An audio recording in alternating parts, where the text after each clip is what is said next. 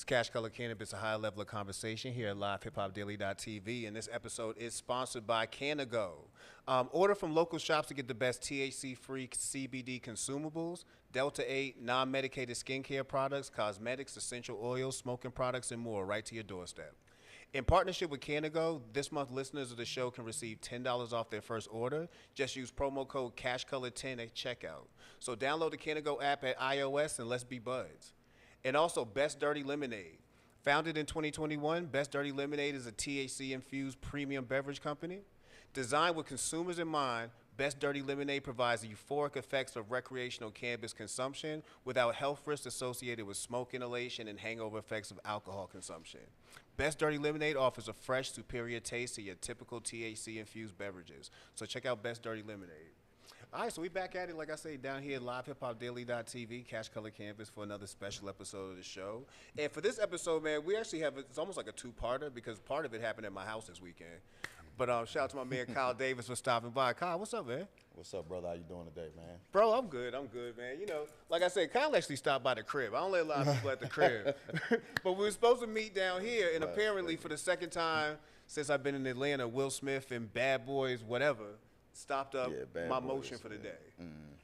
Yeah, they was filming. Bad Boys 4 was filming outside, and the street was blocked off. So he was supposed to do big bowls. I was gonna pull up on him, and me was gonna do the photo shoot.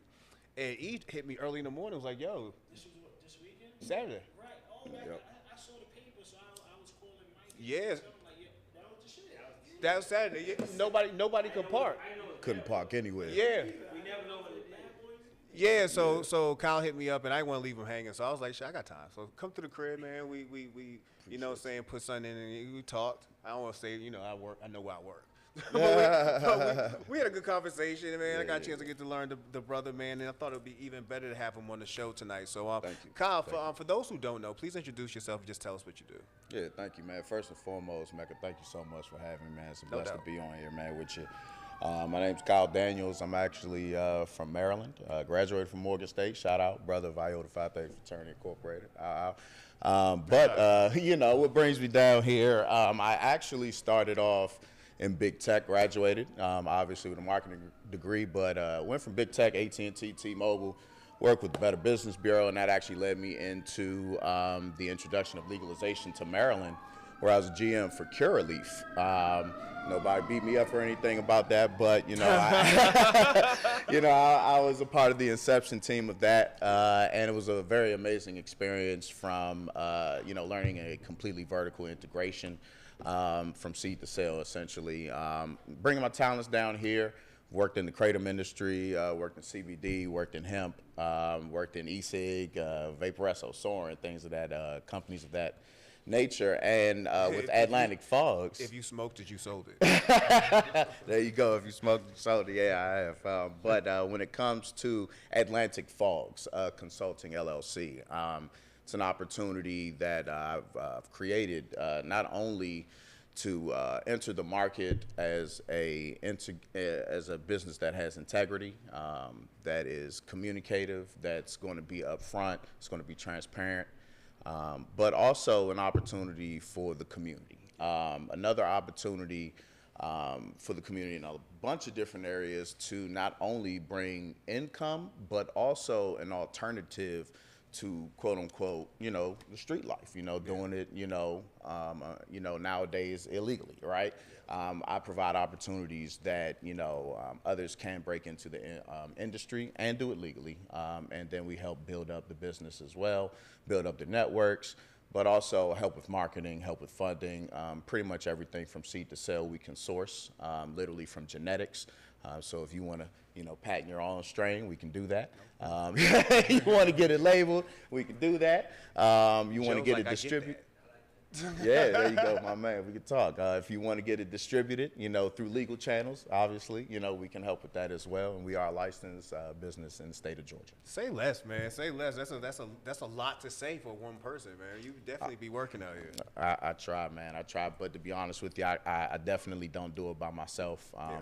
You know, I wouldn't even be at this point if it wasn't for my experience, for the people I've met, for LinkedIn. You know, LinkedIn, you know, is really an opportunity that has broadened my horizons. Oh, and LinkedIn. Shout out to LinkedIn, man. Yeah, you know, a lot of decision makers are there, and you can go direct. You skip the, you know, I would say the gatekeeper. You skip, you know, the marketing of everything, man. You get to go direct to the person, and that's what we do. We do direct with farms throughout the nation in the cannabis and hemp industry, labs and manufacturers, and you know, it takes time, you know, and that's what we're here for.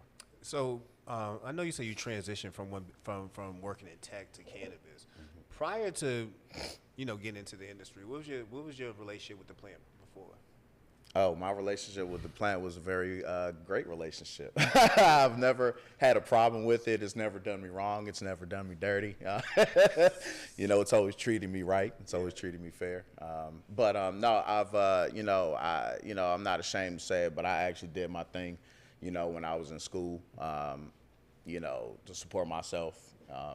Won't even lie, you know, as a part of the in crowd, you know, just doing this, but also money to have, you know, but money I didn't have that I needed. And, you know, I was, you know, doing a bunch of different activities in school, which I got scholarships for.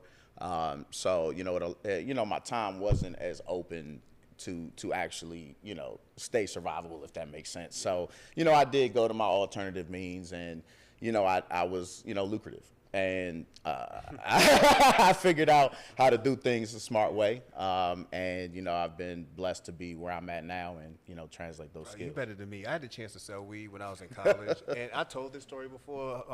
Shout out to my homie Callie at the time. Callie used to sell weed when I was in school. It was my freshman year. And this was the first time I even started smoking. So I'm fucking with him one day, and I said, yo, Cal, I want to start selling. He's like, boom, cool, I got you. So he hit me with the bag, right? He hit me with the bag. Now, this is a good Reggie, you know what I'm saying? Like we're not talking exotics at this moment, but you know what I'm saying? It was little shit. So I'm in my room, and the first knock hits, because he was telling people, you know, you can go get it from his door rather than come all the way over here. All right, it's cool. First door knock it. All right, so I do my thing. Second door knock, do my thing. This shit kept going, bro. I got so tired of doing that shit, man. Oh, bro, listen. Tired. I called my boy and said, man, come get this. Oh, man. Come get this. They ain't knocking at my door all damn day. Shit. Yeah, too many people. Yeah, I don't know what's happening. Come get this right now. I'm not built for hustling. Man, 24/7. I'm not built for Yeah, man, that phone call, man, I ain't going nowhere. I'm not going out, man. That phone ring, I'm staying in the crib, but that's all good, man. My little story, man, just to give a little bit. You know, my peoples, you know, I don't know what happened, but, you know, my peoples that came up to like my apartment, and, you know, it was bottles everywhere, you know, magazines, you know, not you know, new magazines, but it was like King and stuff like that, Source magazines, swimsuit magazines. And my moms came in there, was like, what the, she when I say she was blown, cause she was blown, man. And, you know, I guess that transition to adulthood, you know, from adolescence and stuff, you know, she was like, man, I'm cutting you off. You know, you ain't getting nothing, man. Take this last $50. Don't call me back. Damn. Yeah, I mean, carried the shit out of me, cuz. But, you know, my man was sitting there, my man Flex from Philly. He was sitting there, he was like, hey, ooh, he was like, let me tell you something. Damn, Cuddy. Listen to Philly dudes, dog. Man, he was like, man, that's fucked up. He was like, damn, your mom's beefing on you. I was like, man, she gave me $50. I'm like, man, I need to get high. I was like, man, fuck it, man, fuck that dime shit, man. Man, you trying to go half on an onion? He was like, shit, let's go, man. That shit. Sit in the crib, do my thing, busting it down just like you, man. That door kept knocking, that phone kept ringing.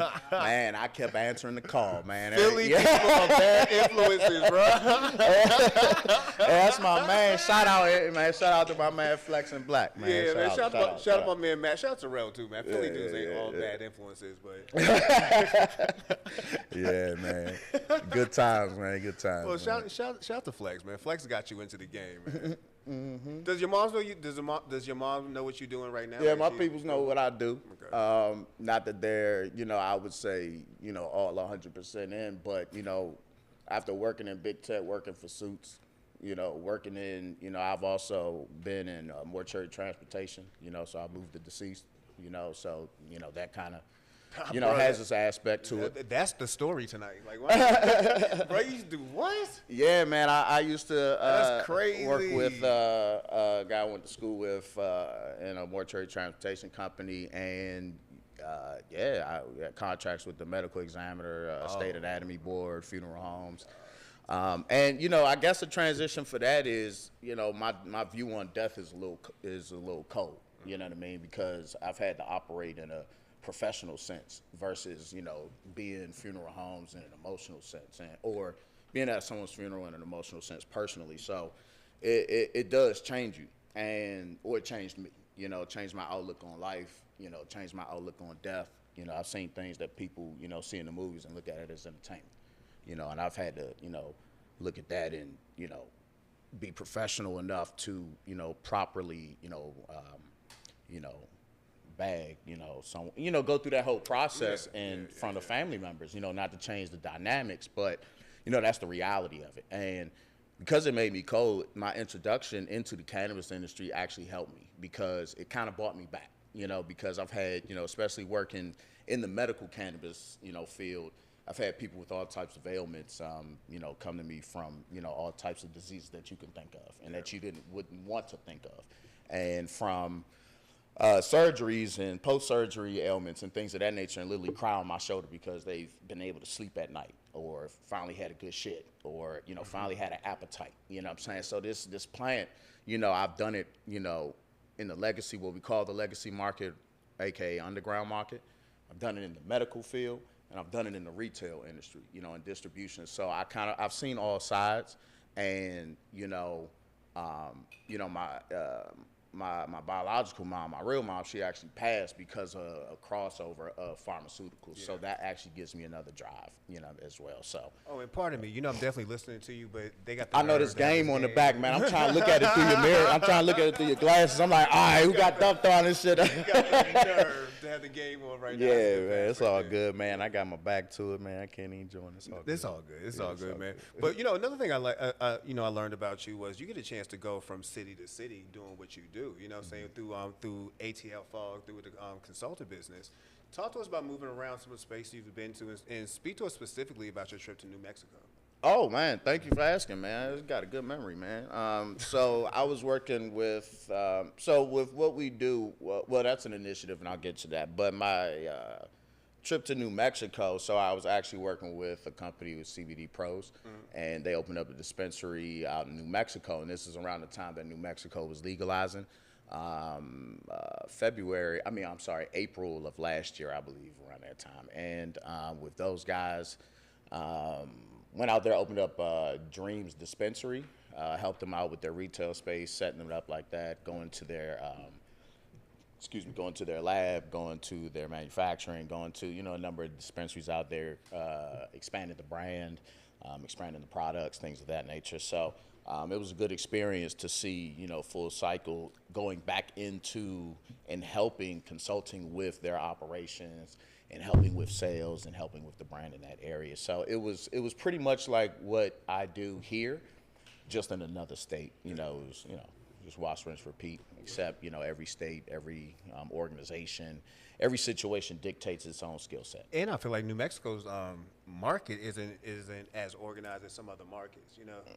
Yeah, so regulation is one of the things that is definitely, you know, I would say it's a double-edged sword at this time because it's an infancy, you know, industry, and regulation is helping, but it's also, you know, regulating. It's also, you know, halting and slowing up a process and a lot of things. And you kind of have some people in there that don't know what they're doing. But then the other half of it, you know, when you come to politics, it's all about following the money.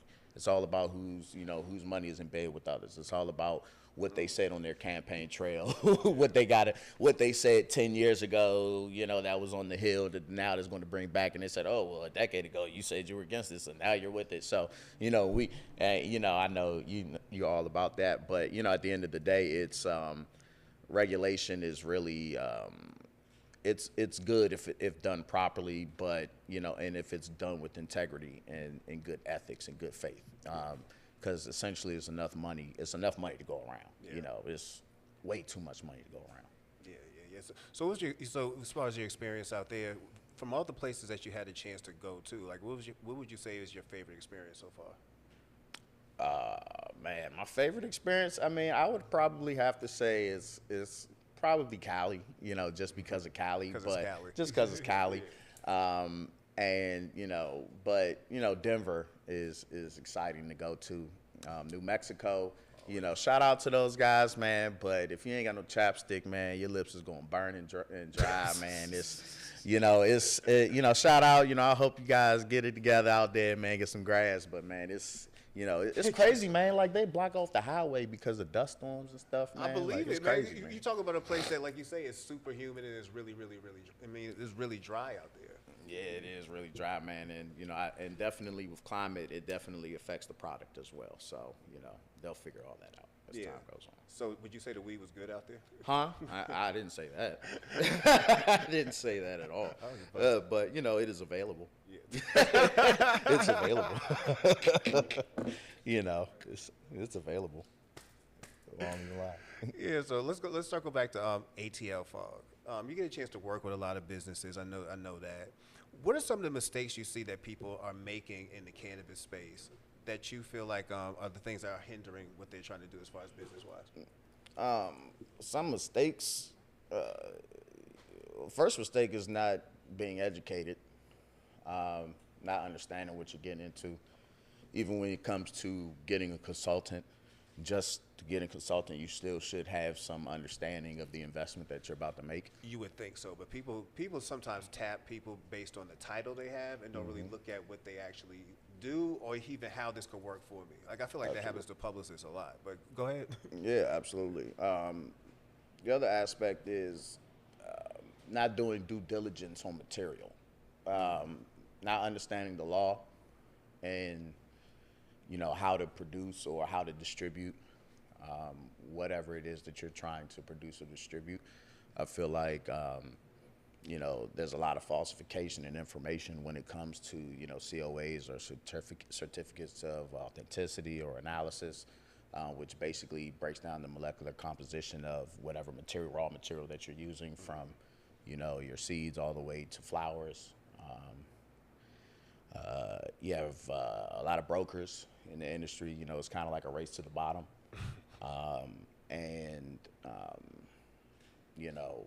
People jumping into the industry and not understanding the entirety of it. So even though people, to go to your point, people may go to someone just based off merit, but if you don't have any idea in what you're getting into, I mean, you're just kind of taking the word from somebody, and it's not doing you any justice as a smart business investor.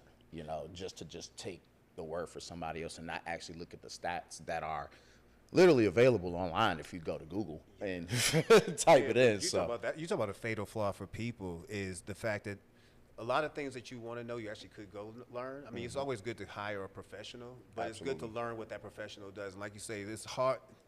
The look over here part will get people a lot of times. Absolutely. Yeah. Absolutely. Yeah, so thinking about your life up in here, man, as far as working in cannabis, have you feel like it's been as fulfilling as you thought it would be? Absolutely. I feel like it is translatable, to, the legacy market. I do feel it is translatable. It's just you have to translate your skills in the sense that you got to understand that there are other people that just like you.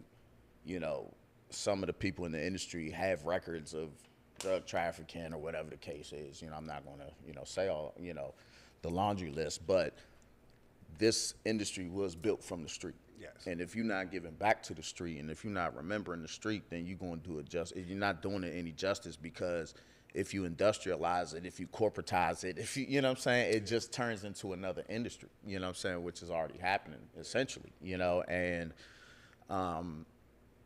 it's just not right, man, because there are a lot of entities with money that take advantage of their money and their power and their position. So, for example, we discussed this the other day in the street. Like, they forget. I believe a lot of people forget, don't understand, or just don't know about the street and what $100 means, or what respect means, or what your word means. Whereas in corporate society, you do something that's against the rule books or the laws, you face a $5,000-$10,000 fine, and it's just a wash, rinse, repeat. Where a $100 slip up in the street, you get your head knocked. You feel what I'm saying? So it's a difference, and I feel like you know, once you get to that point in power, hey, once you get to that point in power, I guess the world is yours essentially, but it's still a humane aspect. And at the end of the day, one of my favorite phrases from Morgan State, from my professors, was, you know, corporate responsibility, you know, because, you know, at Morgan they taught entrepreneurship, you know, but they taught giving back to the community, obviously as a HBCU, you know, giving back to, you know, us, giving back to who we are. And, you know, when we get to that next level in life, in our careers, that don't forget about where we came from to give back. And so there's so much money out here that's being used in the industry. How much is going back? How much is it going back? And there's a lot of money going back to it, but could there be more? Where's the money actually going? You know what I mean? To reduce crime, to provide opportunities. You know, I mean, if you're gonna slap, it's just like you're gonna slap a recreational, you know, spot in the middle of the hood and still crime, drug conviction is up. You know, what are you doing to offer now? Are you offering opportunities? And that's what we essentially do at Atlantic Fogs. I'm trying to teach the hood and teach others, and not essentially just AKA the hood, but other impoverished communities or other communities around the United States that have high drug conviction rates, and show them a different way. Like, yo, you can still trap, but I'm gonna show you how to trap legally. I'm gonna show you how to trap and flip pounds and still have your bands and still ride on your dubs, still hit your ice, whatever you want to do, however life you. But I guarantee you ain't got to worry about nobody running in your house because you ain't got no work in there. Yeah. You ain't got to worry about the police pulling you over because you ain't got no work in there. Everything that we do is direct from our sources. You know what I'm saying? We make sure they come with the COAs, the letter of law enforcement, the letter of authenticities from the parcels that we use to say that, hey, this is a legitimate farm, that this product is exactly what it is. And with our SOP, our standard operating procedure, we go through these buyer intake forms. And essentially, shout out to my guy, Leroy Gambrell II, as a partner with Rare Gen X LLC that's down in Florida.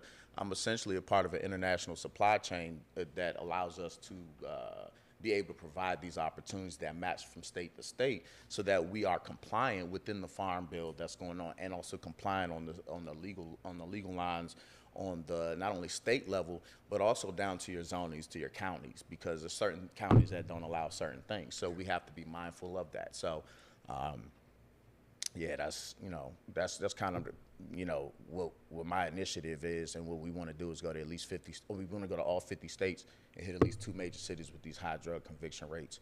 Once we build up this demand, once we build up this drive, and once we build up the support from the community, this is what we're, trying to do. We're trying to offer this alternative solution and help our, community, so we ain't got to keep getting locked up for the stuff that they keep making billions off of. Applause, man.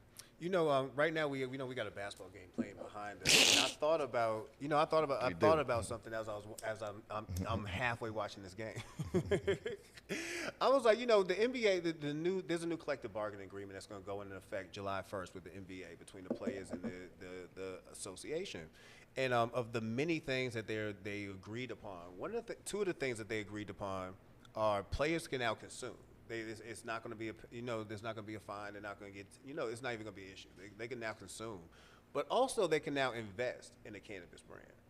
And I've been asking this question to a couple of people for a story I'm working on, and it's, where do you see that, or how do you see that influencing the black cannabis space, as far as players being able to invest, being able to be part of a brand while they're actually playing? You know what I mean? Like, we have people currently who are past NBA players who are involved, but to be able to watch current ones involved and be able to spend that kind of money and be able to invest in people in a way that most people wouldn't be able to get any kind of investment.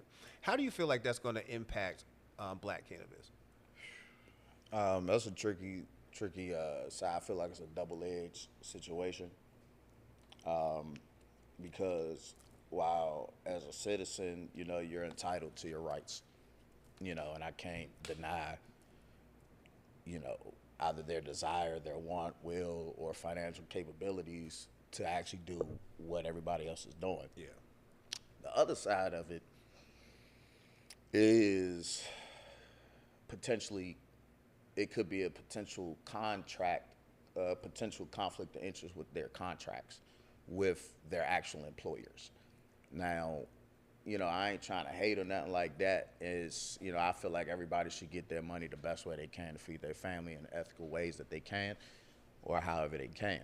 but it's something about being a face of a multi-billion-dollar or a multi-million-dollar industry, or multi-billion-dollar industry and a multi-million-dollar entity, and the contributions that they do provide in the community, and because of their particular stature in society and how influential they are to so many kids, you know, it's a little tricky, you know what I mean? Because you got an image to uphold, and it's kind of like, you know, if you don't want to portray that image, if you don't want to be in that spotlight, then you might have to make a decision if that's where you want to be, because that's what it demands. I feel you. So you feel like in a way that seeing a player right now who's the face of, say, his own strain or some shit like that, right? You feel like that could be somewhat of a bad influence to kids?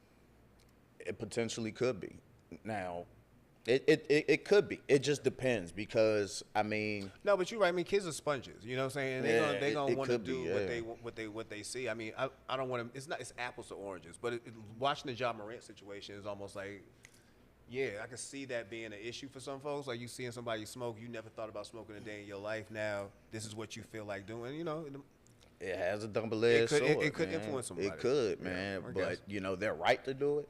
You know, that's why I guess, you know, we're here, and that's, you know, what they fought for. But I feel it's an opportunity to open up doors, you know, so they can get off of those hard medications and those addictive, you know, steroids and painkillers. So, True. You know. Also, on the other side of that argument, even if it wasn't somebody who was an athlete promoting the brand, kids can still get influenced. You know what I'm saying? Like, you could do it through a rapper. You could do it through the neighborhood weed do. You know what I'm saying? It could happen regardless. But I do see what you were saying. Absolutely. You know, my thought about it when I think about it, I think one, it's you talk about a super way to create generational wealth in a community. You know what I mean? Because for you talking about the numbers that people need to fund, say, a cannabis shop.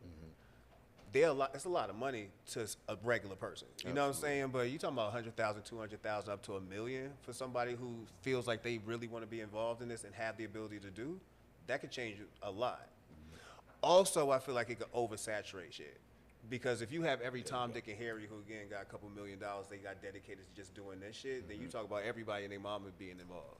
Well, I got an example for that, but we can flip it the other way around. So, for example, Oklahoma. Yeah. Oklahoma, I had a contract with a farm out there, and Oklahoma at one time had like 8,000 farms. You know, now they're down to like maybe 6,000. And the reason why is because there's not enough retail space.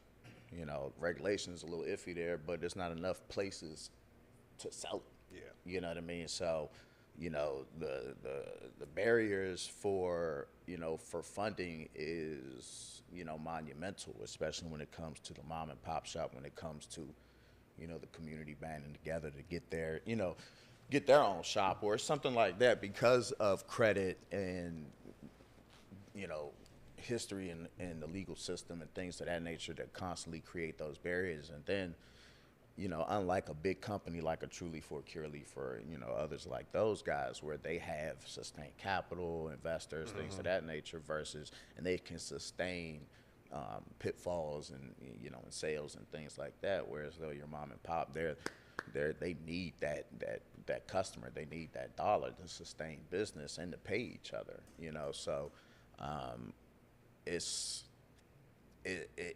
both ways around. But that's why you need the regulation. But for example, like in Oklahoma, going back to it, that's why you need better regulation, you know, so it can be a competitive environment for all aspects. Because essentially what'll happen is big corporations will look at it like, all right, we're in a 10-mile radius, we have 20 stores. All right, let's buy them out. You know, let's monopolize. Let's buy them out.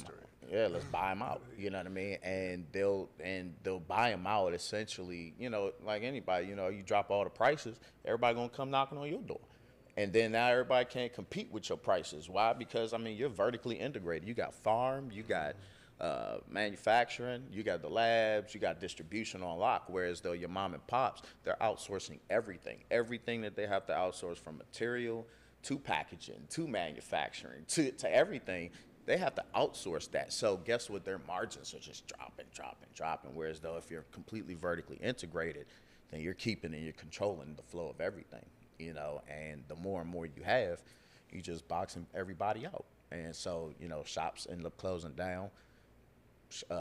Big distribution chains or big corporate companies, they come in and get the check, you know, offer that nobody can deny, and they just take it, you know, and close shop. Yeah. You know, since you've been in the space, has there been anybody you met who you were like, yeah, I want you not say influence directly, but you know, I'm looking at this person like, damn, I would definitely see what they're doing. I love what they're doing. Like, have you met anybody who you've admired to that point? To that point, Yeah. no, I haven't met anyone, and it's no disrespect. It's more so, I guess, my personality to where as though I like to take, you know, I like to be a sponge in terms of the information that I receive, and collaborate on my own. And so everybody that I touch and everybody I communicate with has value, and that I communicate with has some sort of value that's provided to me that I look at as all equal. So I mean, I appreciate everybody that I have. I don't look up to one person. I look at how I can take everybody's strengths and weaknesses and try to create my own. You know what? I was stuttering with the word. I wanted to say look up to. And you hit me there. So it's look up to. Yeah. So I look at around. You know, when I first got in here, I was trying to think about that when I even thought about the question, because when I first started working in the space, you know, with the podcast, we've been doing this for 7 years. I started thinking about some of the people I think who would influence me or people who I looked up to, and it wasn't a whole lot. And again, it's not a knock. It's just that I actually was able to pull from a lot of people, and I'm able to watch some of these folks even grow right now. But there are some people, like I could say honestly, like Jesse Horton. Like I love Jesse. I think Jesse's like an amazing human being, amazing business person. I think that as we start getting more and more, as the business expands, you're gonna see him become even bigger figure. Like I love Jesse. Jesse would be somebody I would mention. Nice. Definitely somebody if you get a chance to meet. Jesse's a real dope dude. Shout out to Loud, still brand out in Portland, doing his thing, man. You gotta set that connection up. I'd love to speak with him. Yeah, Nice. I could probably plug that in. Bless. Yeah, man. So where you see yourself moving in the next 5 years? Expanding, obviously, Atlantic Falls Consulting LLC. Expanding on our workforce, expanding on opportunities. I definitely want to, sorry about that. I definitely want to have started our nonprofit initiative to, you know, hit those 50 states. I want to at least, by that time, have been able to hit at least 10. Yeah. I believe 5 years is a good opportunity to build up that capital, to build up that momentum, build up the brand, and like I said, build the support that's needed to actually make that initiative happen. So full force, just, you know, providing for the family, you know, providing opportunities and, you know, providing, you know, for the community. That's essentially what I really want to do. My God, man, I appreciate you stopping through the podcast tonight, man. We're gonna, for those who want to follow you, want to learn more about you, how can they do that? Yeah, thanks a lot, man. They can shout out to everybody listening. You can follow us at ATL Fogs, Fogs with a Z. You can follow my Instagram is Canna Pro USA. You can go online if you'd like to check out some of our menu options. If you'd like to check out some of our services, it's www.atlfogswithaz.com. Send me an email, info@atlfogswithaz.com. My brand, you know, we got the shirt. Shout out to Camille at Full Bloom Magazine. That's definitely doing everything when it comes to our design marketing. Going to have this brand going up soon, and that'll be obviously geared towards, you know, our community initiative, and then just the overall support line. Solid, man. Thank you. Kyle, my boy. Brother, thank you so much, man. Through, Yes, sir. man. Yes, sir. And that's Cash Color Campus High Level of Conversation. And this episode again is sponsored by Canago and Best Dirty Lemonade. We out. All right.